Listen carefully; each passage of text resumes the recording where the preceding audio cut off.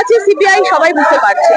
ফলে CBI court সবকিছুর উপরে হচ্ছে মানুষ, তার ফিজিক্যাল এভিডেন্স যা আছে সেটাও একাদশী বলে না, এবং যে কোনো সাধারণ বুদ্ধি সম্পন্ন মানুষ বুঝতে পারে এটা প্রশাসনিক রাজনৈতিক মদত না থাকলে এই খুন কখনো হতে পারে না। প্রশাসনিক চাপ তো নিশ্চয়ই আছে, সেটা তো আমরা বুঝতেই পারছি, যার জন্য তো এত দেরি হলো। প্রথম চার্জশিট, দ্বিতীয় চার্জশিট দেবার কথা কিন্তু এখনো দেওয়া হলো না। এরকম তো অনেক ঘটনাই ঘটেছে। আমরা তো শুনেছি যে মুখ্যমন্ত্রী বলেছেন যে আমি রাত 2টো পর্যন্ত কথা বলেছি নগরপালের সঙ্গে। কি কথা বলেছিলেন সে ব্যাপারে তো কেউ জানার চেষ্টা করছে না। সিবিআই কি জিজ্ঞাসা করেছিল ওনাকে? আমাদের কাছে তো কোনো খবর নেই। তো এইরকম প্রশাসনিক হস্তক্ষেপ তো আছে, চাপে আছে সিবিআই সবাই বুঝতে পারছে। ফলে সিবিআই কোর্ট সবকিছুর উপরে হচ্ছে মানুষ, জনসাধারণ। আমরা জনসাধারণের মধ্যে আছি, রাস্তায় আছি, আমরা আন্দোলন বাড়াতে চাই যে আন্দোলনের চাপে সিবিআই কোর্ট বাধ্য হয় সঠিক বিচার দিতে। অবশ্যই সম্ভাবনা আছে। তদন্ত মোটেই শেষ হয়নি, সিবিআই এ কথা ঘোষণা করেনি শেষ হয়ে গেছে, তদন্ত প্রক্রিয়া চলছে। ফলে এই সঞ্জয় রায়ের যে সাজা ঘোষণা তাতেই শেষ হয়ে গেল এরকম ভাবার কোনো কারণ নেই। তা প্রায় একটা বাচ্চাও বোঝে যে একজন সিভিক ভলান্টিয়ার এই কাজ করতে পারে না। ফলে একজন সঞ্জয় রায়কে শাস্তি দেওয়ার জন্য এই এত বড় আন্দোলন হচ্ছে না।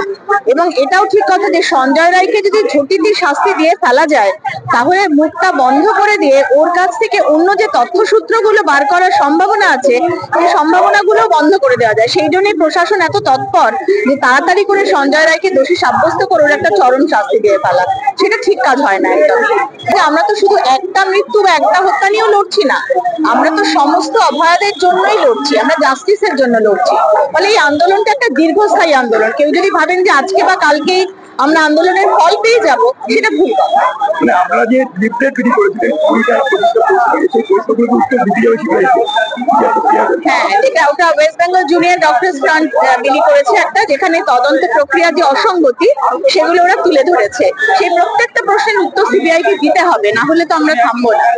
বাকিদের মধ্যে একা ও ধরা পড়েছে, ওর সাজা হচ্ছে, পুরোটাই ওকে কেন্দ্র করে হয়ে আছে। বাকিদের বাকিরা তো কেউ তাদের কারো চাষিরই পেশ হলো না। এটা আমরা খুশি না।